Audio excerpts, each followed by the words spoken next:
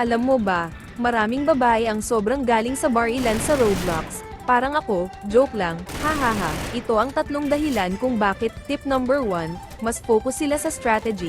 Hindi lang basta tuloy-tuloy ang bar ilan, pinag-iisipan nila kung saan tatakbo, saan tatayo, at anong armas ang gagamitin. Tip number 2, mas maingat sa movement, hindi basta-basta sumasabak sa gitna ng labanan, gumagamit ng cover, tumatago sa likod ng walls o structures, at ino-observe muna ang kalaban bago umatake. Tip number 3, marunong mag-practice at mag-adapt, kahit beginner lang dati, natututo sila sa experience, nakikita nila kung ano ang effective, kung kailan dapat umatake o umatras, at ina-adjust ang style nila sa kalaban. Ikaw, sino sa tingin mo ang mas magaling sa ganitong laro, babae o lalaki? Paki-comment na lang at tignan natin kung sinong mas marami na boto. Please like, share and follow. Walang bayad yan.